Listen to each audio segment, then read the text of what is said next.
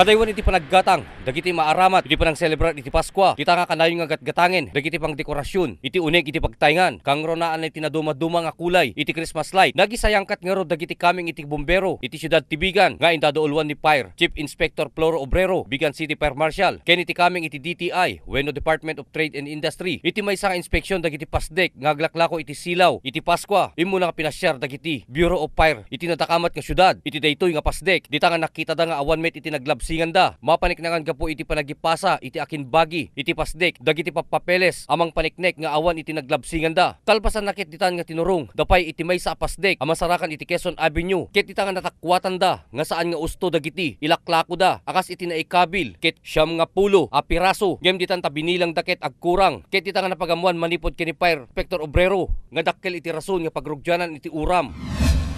When adami sa nga nakita tayo tata nga dito babae hindi pinang i-check tayo kada gito nga Christmas lights. Babae man kada dito pinang celebrate tayo iti umasidig nga Pasko. Ket adda dagiti nakita tayo nga substandard iti wire na ken customate iti kulang-kulang iti dagiti bulb na. Ket no once nga dito gamin label na ket naka-design nga 90 lights or 100 lights.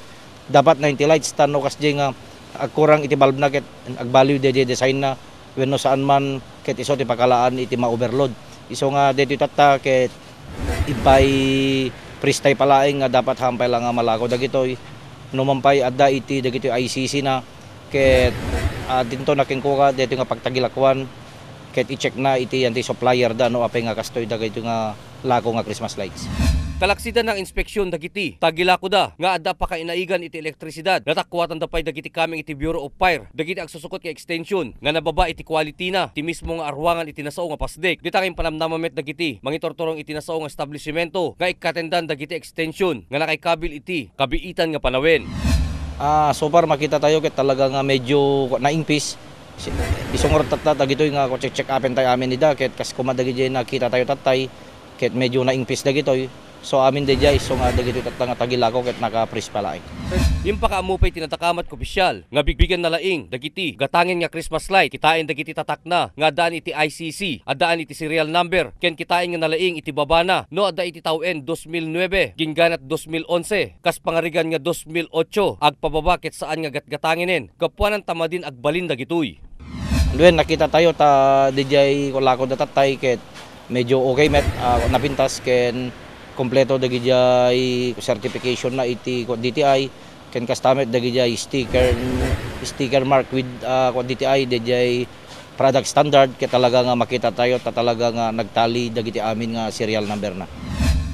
Iti pinakimat patangmet ken ti manager iti nasao nga pasdek amanagan iti Bibian di Piangco dita anak kunana nga idinta na i-deliver ken kuana dagiti lako da nga Christmas light ket kampantedan nga awan iti Madinan. Naming Christmas lights galing talaga sa Manila doon sa Nortec kasi yun naman po yung ina-accredit ng TTI na magdi-deliver. Tapos pag dumating po kasi sa amin yun, gano'n na, may sticker na po.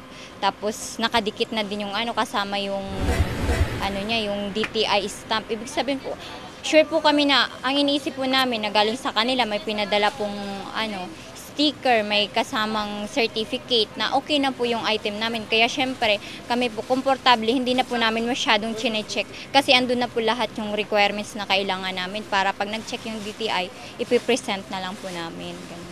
Oo, meron po kanina po kasi 'di ba bali sila po talaga yung nagbibilang tapos nakatingin po kami. Nakita po nila na hindi po accurate yung bilang ng mga Christmas lights kasi yung nasa certificate po is 90 lights.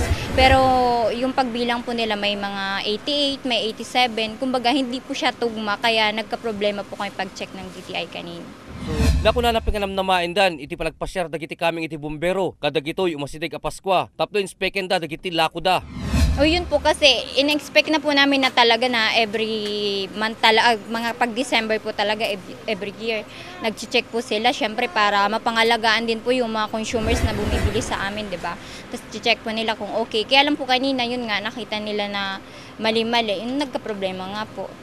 Tapos hindi naman po namin ina-expect na ganun talaga yung magiging bilang ng ganun. Akala po namin okay lahat, kaya tiwala po kami pag-check nila na wala kami magiging problema. Ganun. So ano yung advice ng DTI sa inyo kanina nung kinuha yung mga Oo, yun na lang po ang nasabi po kasi nila. Tumawag na lang po kami dun sa pinagkukunan namin. I-check namin kung bakit po naging ganun yung dumating na stock sa amin. Ang pinapacheck po nila sa DTI is tama naman yung mga bilang. Pero pag dumating na po sa amin, mali na. Ket deti man ti balaag ni Fire Senior Inspector Obrero kadatayo.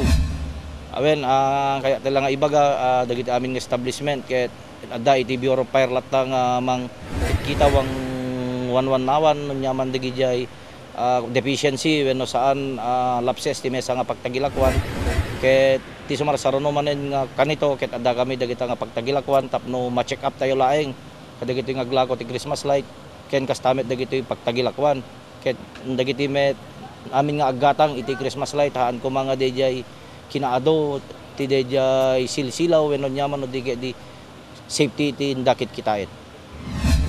Ryan Pardo, Core TV News.